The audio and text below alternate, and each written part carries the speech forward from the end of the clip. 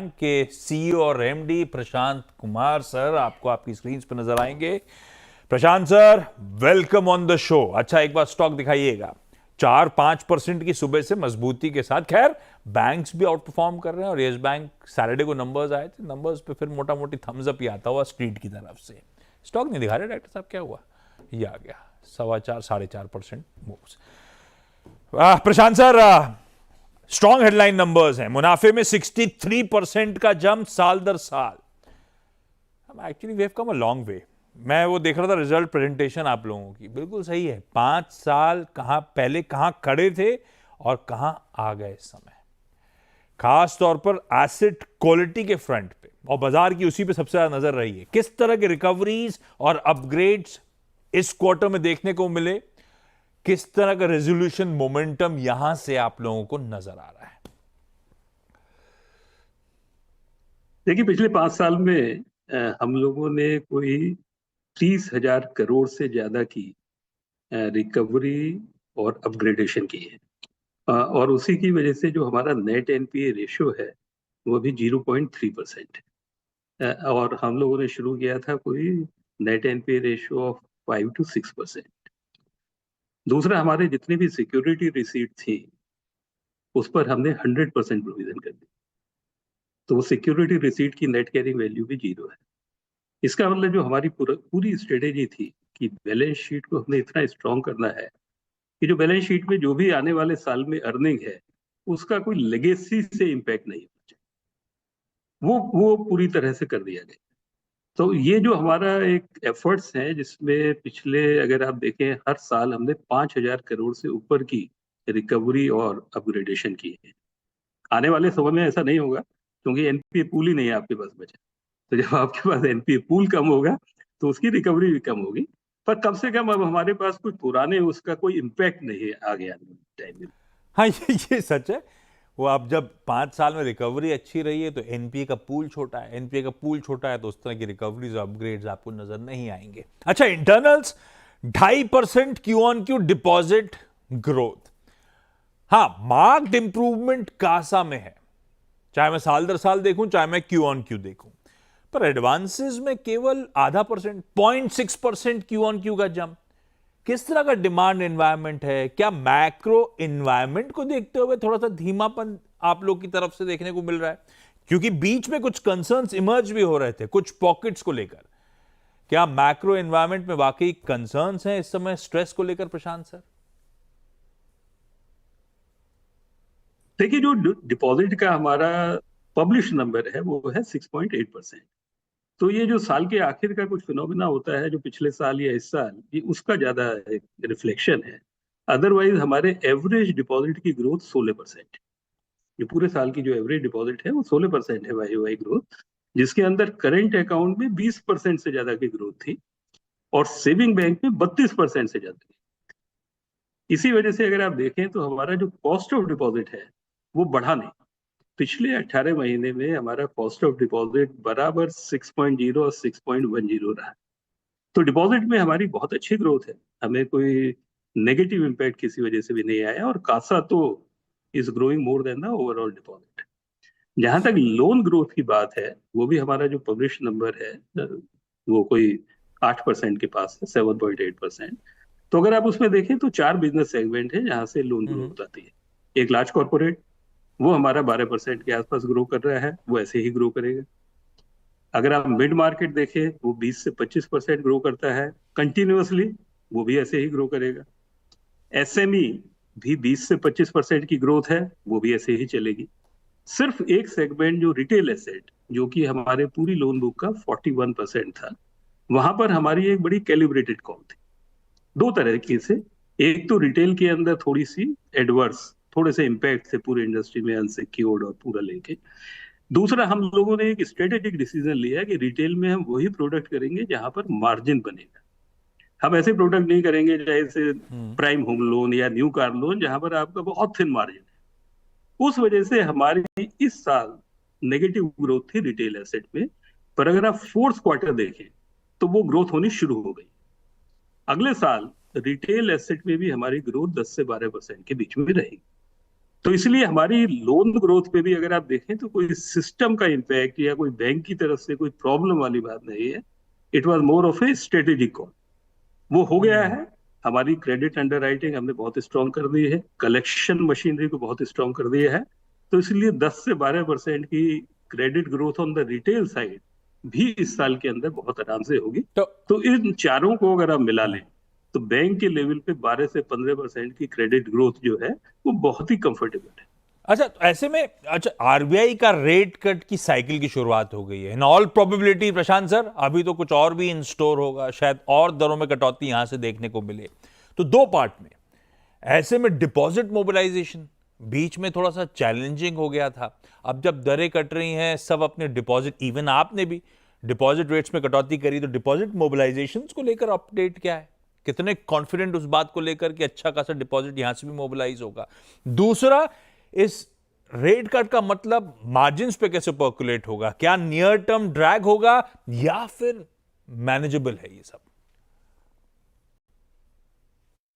देखिए मैनेजेबल है, क्योंकि जो रेपो कट हुआ है तो उसके बाद क्या होता है कि आपकी जो बुक है जो रेपो से लिंक्ड होती है वो 3 महीने के अंदर रिप्राइस हो जाती है। जबकि आप डिपॉजिट पर जब भी करते हैं उसमें टाइम लैग होता है। इस बार अगर आप देखें तो सभी बैंकों ने सबसे पहले सेविंग बैंक का रेट कम किया, जिसका इम्पैक्ट आपके पास इमीडिएट आपको उसका एडवांटेज मिलता है, जो कि पहले कभी नहीं देखा गया। हमेशा टर्म डिपॉजिट पे होता है जिसमें टाइम लगता है, पर इस बार सब लोगों ने सेविंग बैंक पे किया है। तो मुझे लगता है कि जो मार्जिन के अंदर एक थोड़ा सा हर एक आदमी को एक डर था कि इमीडिएट फ्यूचर में मार्जिन पे नेगेटिव इम्पैक्ट होगा, वो मुझे लगता है by and large has been taken care. हम लोग मार्जिन को मेंटेन कर पाएंगे और 2-3 क्वार्टर में मार्जिन में इंप्रूवमेंट भी शुरू हो जाएगा। और हमारे केस में एक एडिशनल फीचर है। अगर आप देखें हमारा कोई 11% आरआईडीएफ में था जिसकी यील्ड बहुत लो थी। 2024-2025 बैंक पूरी तरह कंप्लायंट है आरआईडीएफ पे। एक्चुअली इस साल तो हमने जो हमारा सरप्लस था उसे मार्केट में बेचा भी। तो हम किस पोजीशन में थे जहां पर इतना डेफिसिट था, अब हम पूरी तरह सेल्फ सफिशिएंट हैं, सरप्लस हैं, उसे मार्केट में भी सेल करते हैं। तो अब क्या होगा कि पुरानी कोई डिमांड नहीं आएगी, बल्कि रीपेमेंट और आ जाए।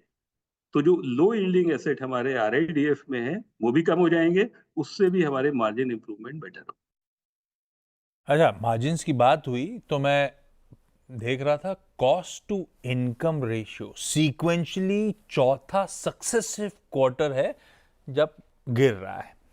ये क्या कॉस्ट स्ट्रक्चर रैशनलाइजेशन की आप लोगों ने ठान ली है? ये कॉस्ट साइड है या इनकम साइड है, इसके चलते ये रेशियो और आपके फेवर में स्क्यू होता चले जा रहा है? और यहां से क्या और लीवर्स हैं इसको और फर्दर इंप्रूव करने के लिए?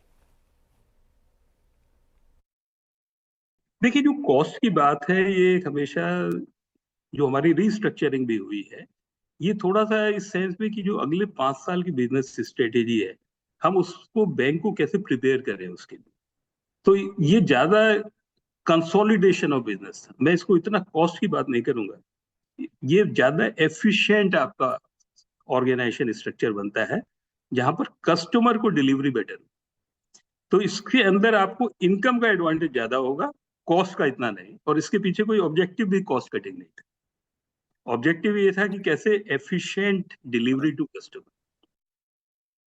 अच्छा, मार्जिन से बट ऑब्वियस अगला सवाल रिटर्न रेशियोज। सब अपनी जगह ठीक इंप्रूव हो रहा है, इवन रिटर्न रेशियोज इंप्रूव हो रहे हैं। FY24 और FY25 में देख रहा था रिटर्न रेशियोज वो अब तो 0.6% पे आके FY25 के एंड में खड़े हुए हैं, पर अभी भी कमजोर हैं। अपन टारगेट लेके चल रहे हैं 1% रिटर्न ऑन एसेट का। क्या पेंसिल इन कर रहे हो आप? कब तक वो टारगेट अचीव होंगे? कुछ बैक ऑफ द ऑनलोप कैलकुलेशन जरूर होगा। सबकी नजर इन रिटर्न रेशियोज के इंप्रूवमेंट पे है सर। देखिए फोर्थ क्वार्टर में तो हम ऑलरेडी 0.7 पे पहुंच गए हैं। हमारी जो इनिशियल गाइडेंस थी कि FY27 ईयर जो होगा वो 1% ROA का होगा, बिल्कुल हमें पूरा कॉन्फिडेंस है कि हम वो करेंगे। बल्कि जो FY26 है जब हम उसको एग्जिट करेंगे, तो जैसे इस क्वार्टर में 0.7 है, हम लोगों को बहुत उम्मीद है कि वो क्वार्टर में हम 1%। अच्छा ठीक है, कैपिटल एडिक्वेसी में देख रहा था CET1 रेशियो है 13.5% पे, ओवरऑल करीब 15.5% पे आप लोग बैठे हुए हैं। कोई फंड रेजिंग, मोबिलाइजेशन की तैयारी, जरूरत ग्रोथ के मद्देनजर सर? देखिए जरूरत नहीं है, क्योंकि अगर आप देखें एक साल में भी, एक साल पहले हमारा सीईटी रेशियो 12.2 था। इस ग्रोथ के बाद भी हमने कैपिटल को ऐड कर लिया इंटरनल एक्रूअल्स। अगर हम इसी प्रॉफिटेबिलिटी ट्रेजेक्टरी पर चलेंगे इस साल भी, तो हमको कोई भी फंड रेज करने की जरूरत नहीं है। हमारे इंटरनल एक्रूअल, और हमें एक दूसरा एडवांटेज है कि हमारी बैलेंस शीट में डीटीए बैठा हुआ है। क्योंकि जब लॉसेस होते हैं पुराने, तो वो डीटीए है, तो जब भी आप प्रॉफिट करते हैं वो डीटीए भी रिलीज होता है। तो उस डीटीए की रिलीज और प्रॉफिटेबिलिटी इस लोन ग्रोथ के लिए सफिशिएंट। मतलब कोई फंड रेजिंग की रिक्वायरमेंट नहीं। अच्छा, एक इंपॉर्टेंट मुद्दा यस बैंक के लिहाज से वो है 81 बॉन्ड्स वाला। मद्रास हाई कोर्ट ने तो आपके फेवर में रूलिंग दी थी, बॉम्बे हाई कोर्ट ने नहीं दी थी, जिसके लिए आप लोग, सरकार, आरबीआई सब मिलके गए थे सुप्रीम कोर्ट का दरवाजा खटखटाने। सुप्रीम कोर्ट ने स्टे को एक्सटेंड करा था और शायद हो सकता है जुलाई में उस मामले की सुनवाई हो रही हो। क्योंकि मामला काफी बड़ा है, आप लोग क्या प्रोवाइड फॉर करके चल रहे हो या रीजनेबली कॉन्फिडेंट हो आपके फेवर में रूलिंग आएगी इसलिए प्रोविजनिंग नहीं करनी? देखिए, वैसे तो क्योंकि जब मामला सुप्रीम कोर्ट में पेंडिंग है, मुझे कोई भी कमेंट नहीं करना चाहिए। पर हम मोर देन रीजनेबली एश्योर्ड है इस केस में कि जो भी हुआ है वो बिल्कुल रेगुलेशन के अंदर हुआ है। और इसी वजह से अगर आप देखें तो सुप्रीम कोर्ट में रिजर्व बैंक ऑफ इंडिया और गवर्नमेंट ऑफ इंडिया दोनों ने अपने एफिडेविट सबमिट किए हैं कि जो ये राइट डाउन का पूरा प्रोसेस हुआ है, ये सब रेगुलेशन के अंडर हुआ। तो इस कंफर्ट से हम लोग पूरी तरह आश्वस्त है इस मामले में कि इसमें कोई भी बैंक के ऊपर नेगेटिव इम्पैक्ट नहीं है। अब वो जुलाई में मामले की सुनवाई सुप्रीम कोर्ट में आएगी, देखते हैं। अच्छा, आपकी एक सब्सिडरी है यस सिक्योरिटीज, वो ब्रोकरेज का धंधा काफी एक्टिव है आजकल, खूब रिपोर्ट्स, खूब कवरेज उनकी तरफ से आती हुई। कैसा कर रहा है वो कामकाज, वो धंधा? क्या ये होली ओन्ड है? किस तरह की साइज और स्केल उसने अचीव कर लिया है? मैं इसलिए पूछ रहा हूं क्योंकि आपके पीयर्स ने सिमिलर धंधों को में वैल्यू अनलॉकिंग करी थी। क्या उतने साइज और स्केल में पहुंच चुका है कि वैल्यू अनलॉक का प्रपोजिशन बैठता है, बनता है? ऐसा इंटरनली आप लोग कुछ कैलकुलेट कर रहे हो क्या? देखिए, अभी अभी कुछ टाइम लगेगा।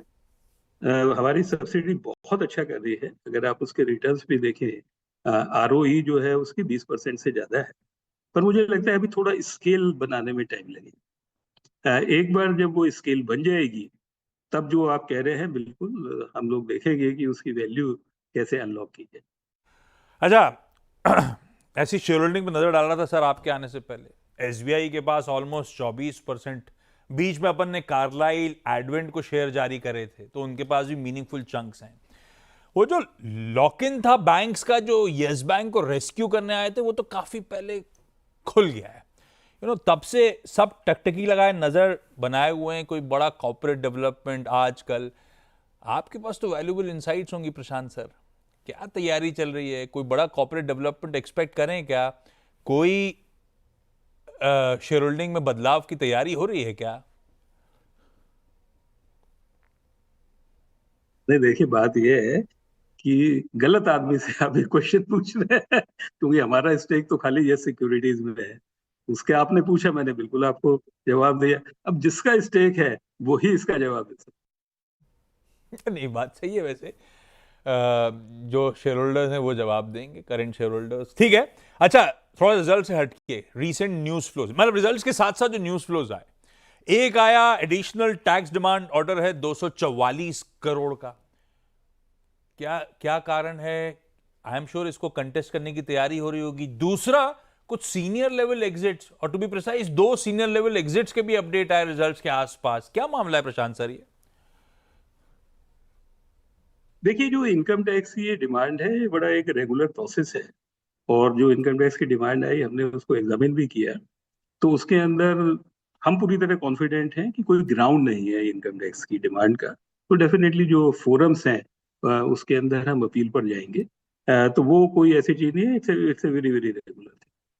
दूसरा जो आपने सीनियर लेवल एग्जिट्स की बात करी, तो जैसे मैं आपको पहले एक्सप्लेन कर रहा था, जो हमने रीस्ट्रक्चरिंग करी, तो उस रीस्ट्रक्चरिंग करने से कुछ जो पोजीशंस थी वो खत्म हो। तो जो सीनियर लेवल हमारे लीडर्स उन पोजीशंस को मैन कर रहे थे, now they would look for some opportunities outside the bank. तो ये उसके पीछे का।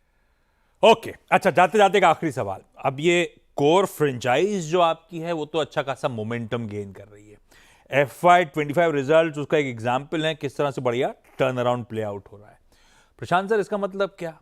अब यहां से सिर्फ अच्छे दिन देखने को मिलेंगे, ये मान के चलूं यस बैंक वेल पोजिशन्ड है बढ़िया सस्टेनेबल लॉन्ग टर्म ग्रोथ के लिए?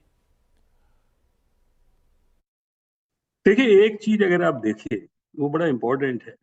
हर क्वार्टर हमारा पिछले क्वार्टर से बेहतर हो। तो हमने कभी भी कोई ऐसी परफॉर्मेंस नहीं दी जो वन ऑफ परफॉर्मेंस हो, एक क्वार्टर में अच्छी हो गई, अगले क्वार्टर में खराब। तो हर पैरामीटर पे हमारी जो प्रोग्रेस है वो अपवर्ड ट्रेंड। यही हमारी लॉन्ग टर्म स्ट्रेटेजी है कि हम सही काम करते जाएं, सिर्फ फोकस अपनी परफॉर्मेंस पे करें, और वो हम लोगों को रिजल्ट देता है। On that positive note, Prashant sir, thank you so much CNBC आवाज से जोड़ने के लिए, डिटेल में नंबर्स और बैंक रिलेटेड सारे डेवलपमेंट से बातचीत करने के लिए। क्विकली छोटा सा ब्रेक के उस पार एक क्विक